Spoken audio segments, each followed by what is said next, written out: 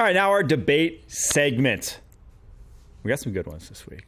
And the first one is, too bad Lachey's not on for this one, because the question is, will the Jets break the longest modern playoff-less streak, which is 17 games? That was the 2020 Browns had it. I guess not necessarily 2020 Browns, but the Browns broke theirs in 2020 and the Bills broke theirs in 2016. So will the Jets, with now 14 straight, will they go 4 more years without making the playoffs? Yes. Yes. I'm going to say no. You guys give me your arguments first, then I'll counter. How are you fixing the quarterback position? Yeah. I mean, one, they have Devontae Adams and Garrett Wilson. You don't necessarily need to fix the quarterback situation. You need to fix the OC situation. So if you get a OC in there with any modicum of ability to adjust and scheme up a modern offense, you can put a Jameis Winston back there and produce offense. You can put a Sam Darnold back there and produce offense. Sam Darnold ain't I think going there nowhere. I know he's not going anywhere, but I think there are options that would play the quarterback position better than Aaron Rodgers did this year, simply because the offense would have more options. Like, you don't necessarily need to get an elite guy to have better results. Okay. Is the offensive line fixed? Olu looked great at left tackle. That's one.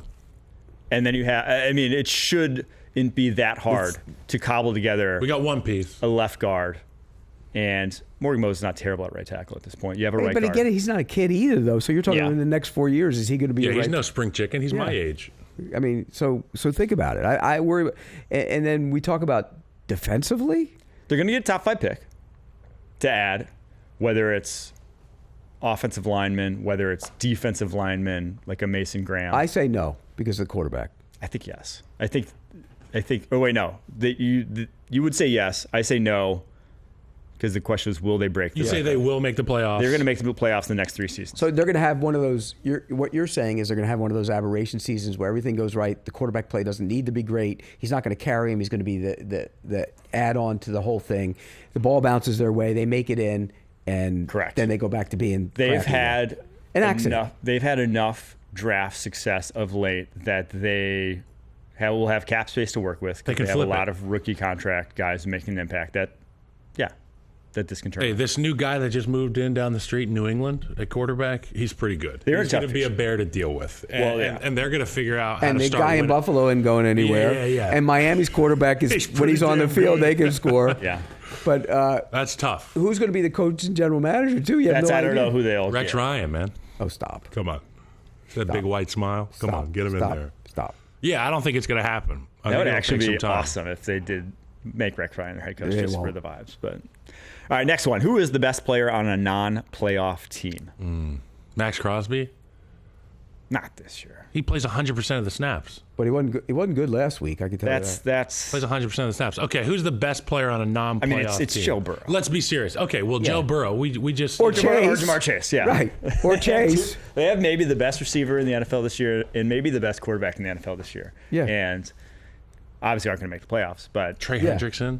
No, those two. You just named Bengals. It's We could Burrow. just name Bengals. It's Burrow or Chase. That's the easy answer. Outside of the guys that we've covered at length this morning, who are we thinking? Myles Garrett's still Oh, Yeah. the gold standard, Yes. and obviously when he's And they're not a play. playoff team. he's the gold standard, period. Yeah. So one of those three. I'm trying to think of another one. Who else is playing? I mean, Trent's been banged up, but obviously Trent's trying. Yeah, he hasn't played. He hasn't played enough. Yeah. Gosh. Well, let's go through the teams who aren't in the playoffs. You can Dexter do. Lawrence every year. Not playing now, though. Yeah. Can't go NFC North because they're all in the playoffs and Right. all the Bears suck. Right. What corners have been great this year? I'm trying to Yeah, like normally you'd say Jalen Johnson. He hadn't been as good this year. Yeah. Jalen and Sauce, but like Sauce hasn't been as good either. No. Ramsey hasn't been as good. He's Yeah. been good, but he hasn't been dominant. It's was Joe bad Burrow last or week. Jamar Chase. It's those two. It's Burrow and Chase. It's Yeah. easy. All right. Will the number 1 seeds in the AFC and NFC stay the same between now and the playoffs? That's obviously will the Chiefs and will the Lions end up ultimately being the 1 seeds in their respective conferences? What will it take for the Lions to get out of the 1 seed? A loss. A loss. One loss. And the Eagles to run it. So Right. the Eagles have a fairly The easy. Eagles' schedule's easy. I think the Eagles are going to run the table. the Eagles' schedule's a joke. I have real concern about the They got Lions. Well, Washington. they got the Pittsburgh. Pittsburgh, but they'll win. They're at home. They'll Pittsburgh win. at Washington, and then it's Cowboys Giants. So one of the next 2 weeks. If they lose one, then the Lions will be the 1 seed. Then it's, yeah. But if they lose, well, the Lions schedule is not easy. Lions schedule is also very difficult. Let's go through that Lions finishing schedule. Lions schedule here. is Bills, Bears, 49ers, Vikings. Well, they almost dropped one to the Bears a couple weeks ago. Only at Chicago and at San Francisco. So home against the Bills, home against the Vikings. So that obviously makes that a little bit easier. If they win 3 of theirs, they're going to be... Mm-hmm. The thing is, the Vikings also could be resting Week 18 based off of... Or they could be catching Week 18. Yeah, there's if they win, but they have a fairly difficult schedule themselves going in. So they play the Packers still and the Seahawks. So... there's a chance if they lose a game, Lions haven't lost a game. There's a chance the Vikings would. But if the Lions lose one, like if the Lions lost to the Bills, the Eagles lost to Washington, then the Vikings will lose one. They could play for that game. So my answer is we've given NFC. We've given all. We say the scenarios. Chiefs, the Chiefs for sure. And I'm going to say they stay the same. I think they stay the same. I think the Lions and the Chiefs are your 1 seeds. If I were a betting man, I would say that it's probably going to be the Lions, just because of the injuries they have on their defense. That wouldn't be. They would not retain that one position. Yeah. And then you got the Dan Campbell idiotic effect. Oh. Pete, What happens? You're just wrong. You're just wrong what about happens? This take. And I could see both sides of it. I did present both sides of this argument yesterday, right? I was like, as a player, I love it. As a fan, I'm getting my pitchfork ready for when Dan Campbell screws us over inevitably, right? Like when he cost them the championship We game can't talk about all the injuries defensively and then say, they shouldn't be going for these 4th downs. Yes, you can. Let's go for the first time he went for it. Yeah. It was on his, 29? That wasn't the first time. That was like the 4th time. Well, the one that I'm talking about. The one that they missed. Yeah, the one time they missed. The Jahmyr Gibbs. The ones that he went for are on the goal line or on the 5-yard line. The one he went for, the one on the idiotic one is on the 29. What's your end game there? You still need 40 yards to get points. It's keeping the football. Wait, don't you need 40 yards to get points? Don't you want to have the football? No. You want to. You gave him points. That was stupid. Then the one at the end of the game made no sense. That was Zero. actually even anti-analytics. Analytics had to kick it there, but the analytics aren't always right. You get to. I'm saying the analytics even said to kick there. Usually the analytics, but then they're not always right anyways. Yeah. But if you don't get it, he goes 40 yards to get a field goal to beat you. Yeah. With no timeouts. If you do get it, you're kicking the field goal to win the game. Okay, I get it. But if you kick on 4th down, you're leaving him 30 seconds and no timeouts to go get a field goal to tie you, not to beat you. There's no rationale, believe me, for that. And that's why the analytics said no. That's why Dan Campbell is just like, he's got an extra parking spot for his balls. He's reckless. Yeah. Your team is too good to be reckless. What happens when they're coordinators on both sides of the football? Are they too good, or are next they? Year? What do you think next year when Dan Campbell is out there without his 2 wizards? You don't think he's reckless? Position? Well, is that so? Does the knowledge that we're going to be that aggressive, does that affect the way they play on 1st through 3rd down? Does that improve who they are as a team on those downs? Because you can't argue with the results right now. You could say that they're reckless, but they're also 11-1. Yes. But you can argue with the results when you go back over the results. Let's go back to the Dallas game last year. They would have, correct me if I'm wrong, but they would have been the #1 seed had they won at Dallas last year. Mm-hmm. That was reckless at the end of the game. It was. It was reckless. Then the 49ers, you have a chance to go up 17 late in the 3rd quarter if you kick a field goal, and he didn't. And the 49ers went and got a touchdown, and it was a ball game. Oh. Then, late in that game, you have a chance to kick a field goal to tie the championship game. Nope. And he doesn't do it.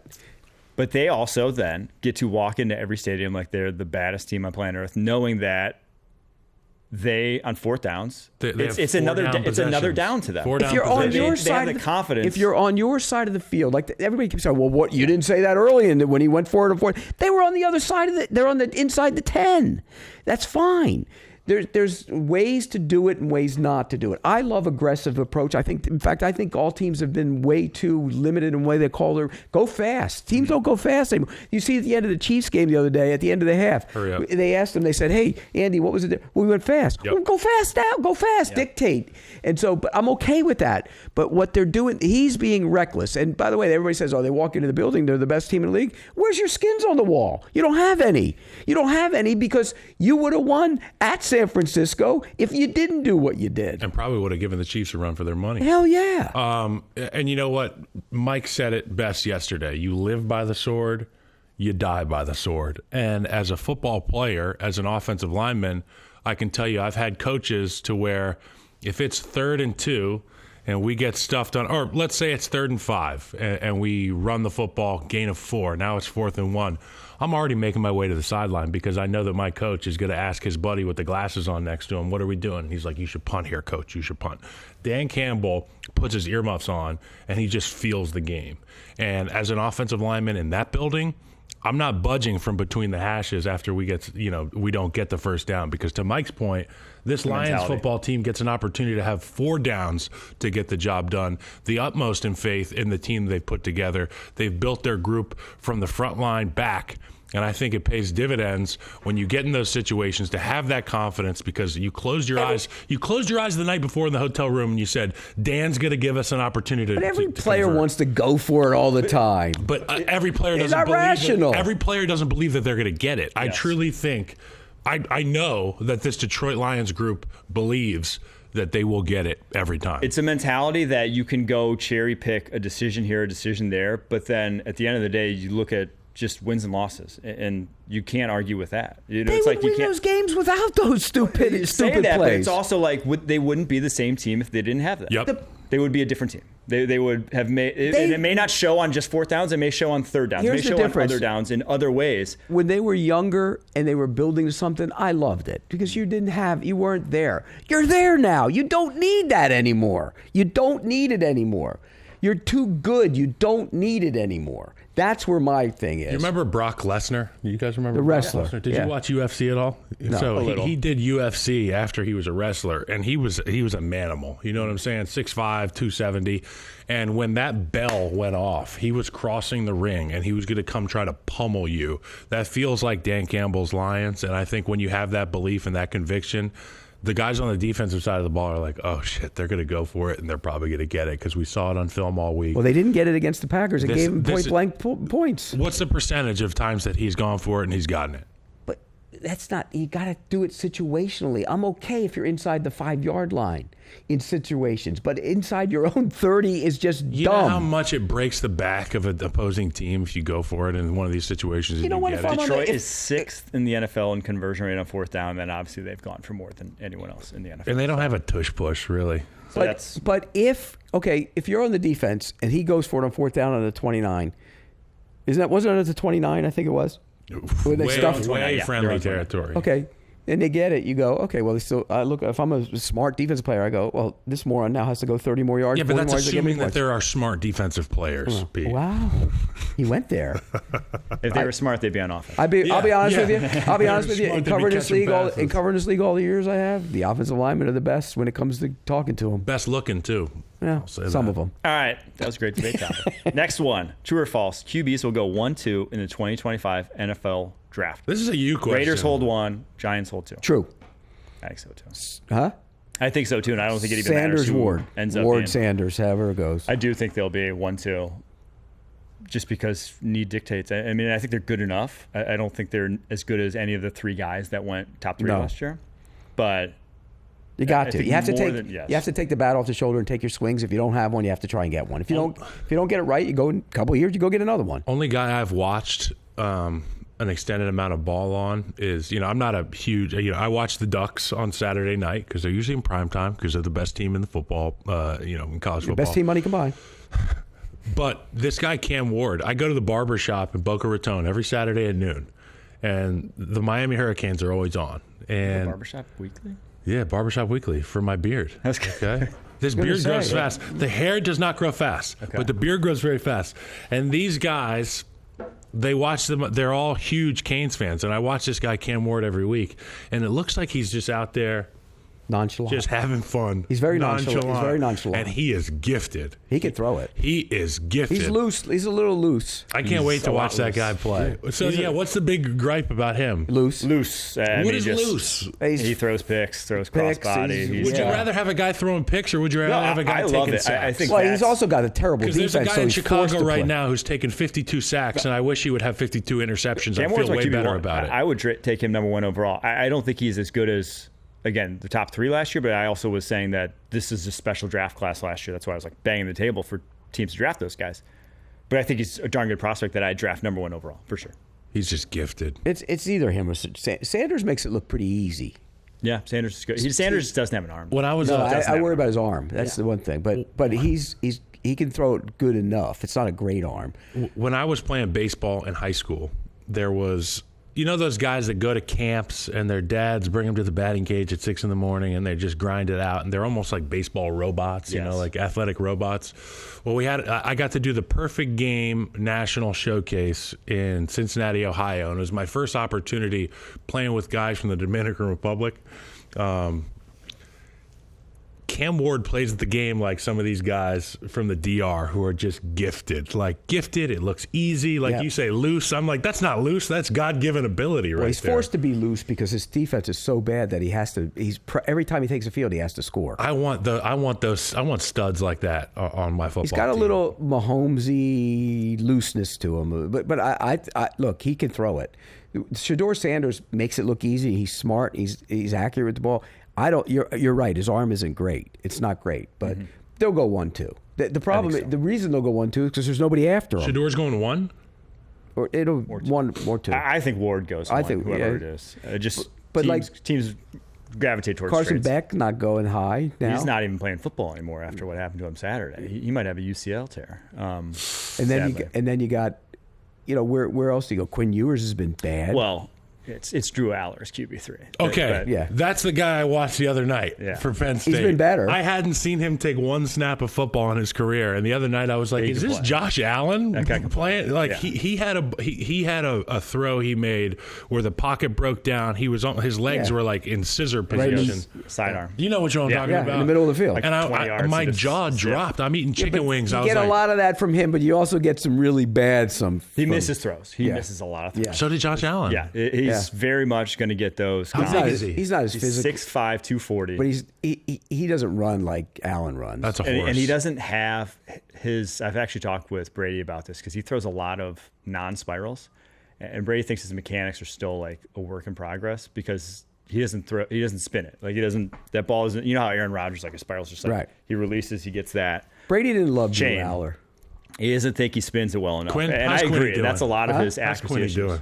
How's Brady doing? He's good. But in terms of just pure arm strength, the guy has a cannon. Yeah, he's got. I think I liked him, but I think he's inconsistent. There's a lot of inconsistency there. Quinn Ewers has fallen off the.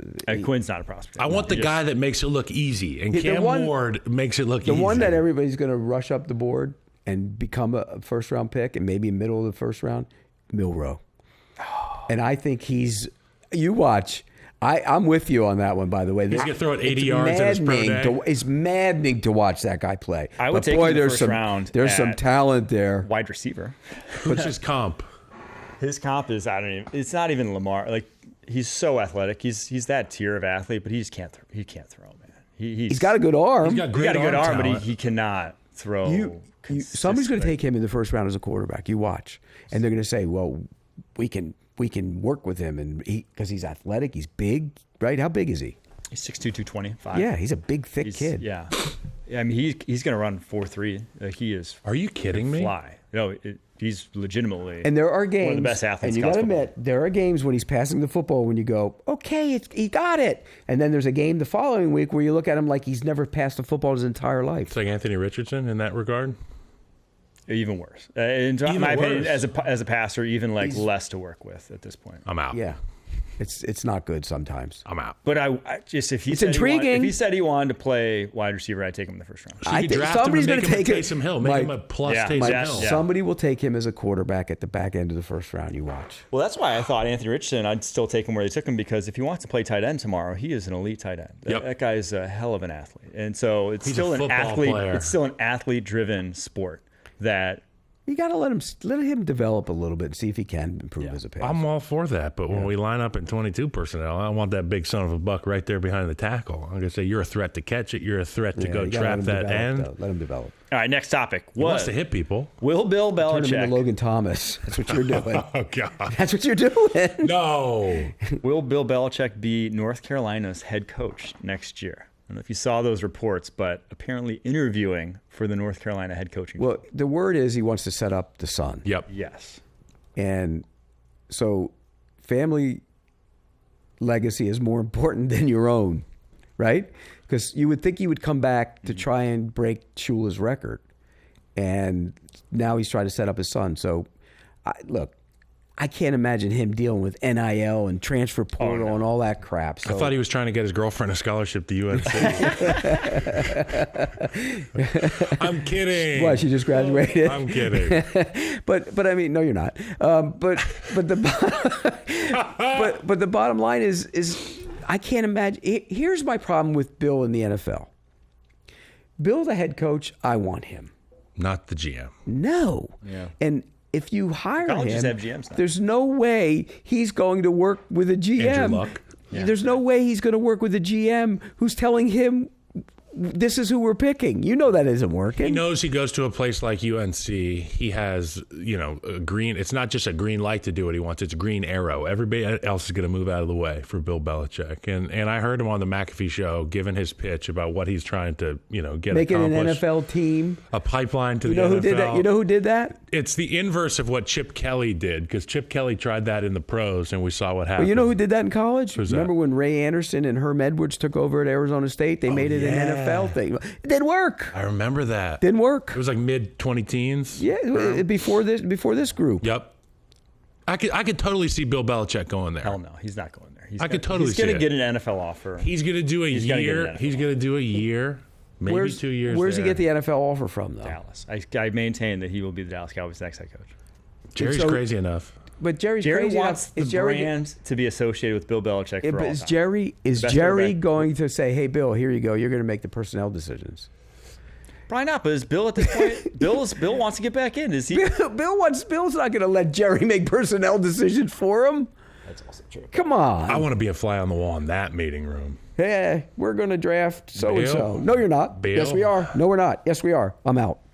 I mean, this is a team that made the playoffs last year. This is a team that has a quarterback. They've got a number 1 wide receiver. They got two young rookie offensive linemen they're going to play. They've got an elite edge They got rusher. a great left guard. I mean, Overshown got hurt yesterday, and that was tough to watch. There's nothing worse than watching young stars. the corners are get back. I hurt. mean, look, the Cowboys aren't that far away, but I can't imagine Bill and Jerry working together. I just can't. I get what you're saying, the brand and everything. Mm-hmm. If Jerry said, "Okay, Bill, your brand, I'm going to hire a GM. He's going to make football decisions. You're going to coach, and I'm out of it." Okay, I get it. That works, but I don't think that's happening. Thank goodness. All right, we'll see. Last one, and we'll wrap up here. The Eagles' passing game will be their downfall Yes. come playoff time.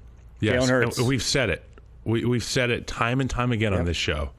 Less is more with the Philadelphia Eagles as it pertains to Jalen Hurts being the catalyst for this offense. It's been about two things. It's been about the running back. It's been about the offensive line. Yes, Devontae's back in the lineup. Yes, A.J. Brown has the physical advantage against anybody he's going to be going against.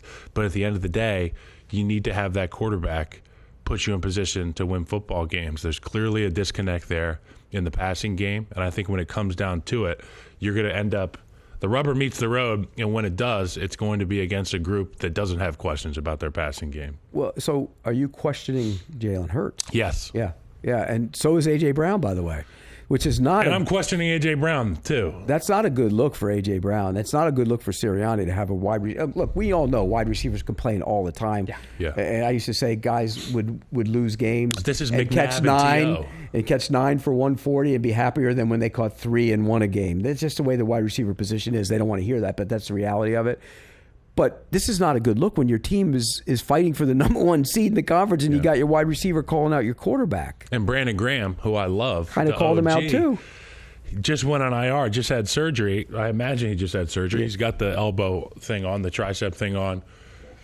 Come on, man. You got to stay in school with that. You can't be out of class talking like that about your group, particularly a group that you're not playing for right now. Yeah. And I know BG didn't mean anything by it, and he was just being himself. But at the end of the day, it smells like shit to me in Philadelphia. Yeah, it's not good. And that's, Last 2 weeks, 108 passing yards, 118 passing yards over their winning streak since the bye. He's averaging only about 180 passing yards per Yeah. game. That's this. well, but Less how is many more. attempts a game is he averaging? I mean, most games he's between 20 and 30, right? Only 2 games over that span has he had more than 30 dropbacks. That's in a the game. part So of it's low attempts. They obviously Right. found the formula, which is we have an awesome offensive line. Right. We have an awesome defense. We don't need that. But I think the Lions put up points on them. I think the Vikings would put up points on them. We saw the Packers put up points on them. Like, I think once you get to playoff time, you'll face good offenses that'll find answers. Yeah, I'm You're with going to you. need to rebuttal. And Bryce Young had him on the ropes. I don't know if it's. I mean, Hurts, we've always said, he's limited as a passer. He doesn't have a big arm. He's not a pure drop back guy. It's just not who he is. No. But he's obviously a value add to the running game. Oh, huge. But pair him with Kellen Moore, and I just don't like this passing attack. It's so predicated on those guys just winning consistently one-on-one on the outside, and that's fine. Like, they have route winners, but it's not a consistent. They're not scheming up much. That's makes me worry about their passing attack. I saw a cut up yesterday of routes A.J. Brown is running and not getting the football on. He's running like 45 yards down the field. I would be pissed too if I was a receiver. I'd be like, just let me run a slant or something. That offensive line is good. That Becton move has paid off for them in a big way. The other day he was mauling dudes. Again, I always say it. People always worry about their guards.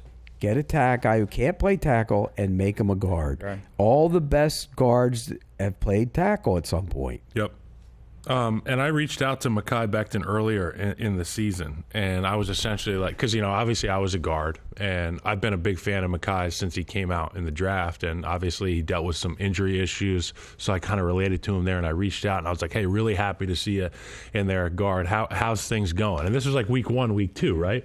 And he was like, things get on you so quick, and, your hands have to be better, your feet are different, there's way less space. And what I've seen is a guy just, he's caught up to the fastball here.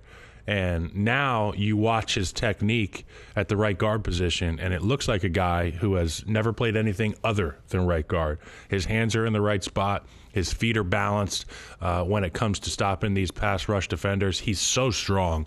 And then, obviously the magnum opus is when they run that backside combination with Lane Johnson It's unbelievable. and Mekhi Becton. It's like, it's beautiful. I mean, it is beautiful. So I'm glad they got it. And Stoutland's a great coach. And he's a monster of a man, and he still ain't the biggest guy on that line. Yeah, and Mailata is a monster. All of those guys. But Mailata, what is Mailata? 6'7"? 6'8", 350. Yeah, None of their guys could fit through that doorway. It's amazing. Right there. That's why they're so good. Yeah.